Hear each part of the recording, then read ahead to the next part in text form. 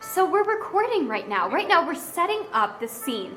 Erica is sitting in position. I am camera operator. Jaden in the back is waiting for her entrance.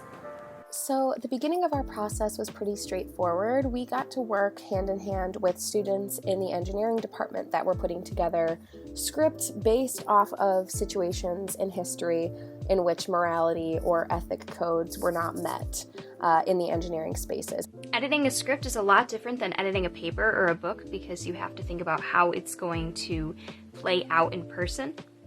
Process for us started with editing scripts, but when you're writing a script, something important to think about is when you're writing it, how do people actually talk?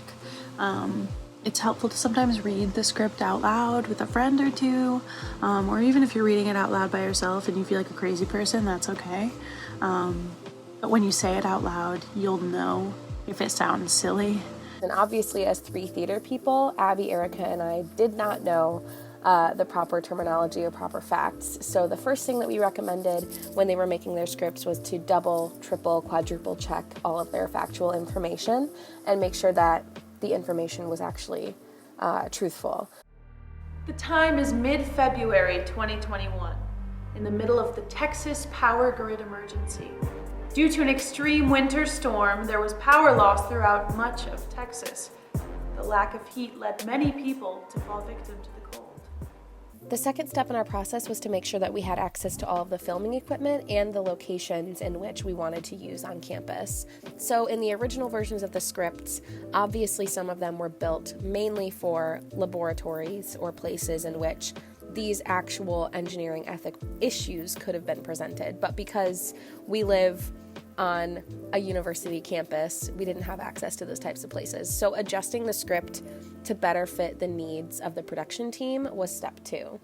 Also making sure that the equipment we were able to use would better reflect lots of different uses instead of just one camera for one thing. We were able to utilize a lot of different things in a lot of different instances.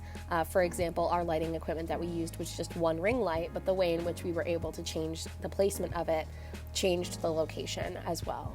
Make a list of things that you need. Are you recording with a digital camera or a phone? Are you going to use lighting equipment, or are you going to try to do found lighting and just use, the lights above you or whatever place that you're at?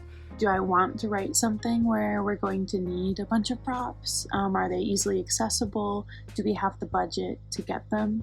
And if not, maybe writing something that doesn't require those things, or costumes. But sometimes it's helpful to write something for costumes that you already have. So if you are writing something and you need business casual clothing and you have business casual clothing, it's a good move. Or, if there's stuff that you have in your department that you can use for free, sometimes it's helpful to write for settings like that or props like that. Also know what kind of editing software you'll be using. Are you going to be using Adobe Premiere Pro, or are you going to be using Canva, or just the editing software on your phone? The third step of this process was basically just filming. This was us sitting down in a room together for one afternoon and making sure that we got through every piece of dialogue in the script that needed to be filmed, and also recording the dialogue for the narration pieces before we even did the final filming of everything. So we wanted to make sure we had sound bites readily available for every piece of dialogue that we needed in the script. So it's recording right now. Do you want to just say stuff so I can see what that sounds like? Sure, I'm just going to say the thing. So, on September 27th, 2020, a devastating fire started in Northern California that caused over $12 billion in property damages throughout the region. For the filming, if you have a smaller amount of people that you're working with, you can always cycle through who's acting and filming and doing tech things. We found that when we're filming, we try to film by location rather than chronologically for the script. It makes it easier so that there's a continuity and you don't have to run back and forth between filming locations. Be in a group of people you're comfortable with,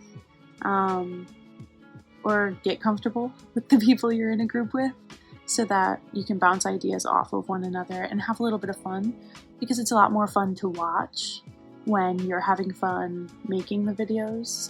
And it's not as serious as you think it is.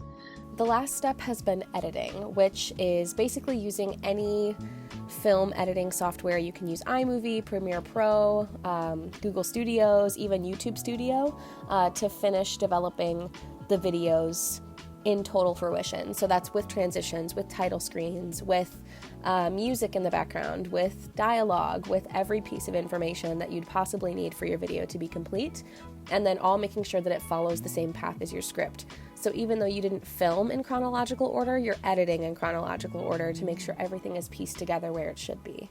Now let's take a look at how this could have been prevented. Hey, I went to go check some transmission lines in Shasta County, and there are a lot of trees touching a lot of the lines. I think there needs to be maintenance done to that site. You're probably right. If the trees are in the way of our power lines, they pose a danger to the public and should be cleared. It was nice getting to work with the engineering students because while theater kids get to stretch their creative brain muscles all the time, we often forget that there are groups of people on campus who don't usually get to do that as much. So the engineering students getting to write script for the first time and us getting to learn about different engineering morality issues was really interesting, and it was a very dynamic relationship between everyone that was involved. So it was really interesting getting to see the final results.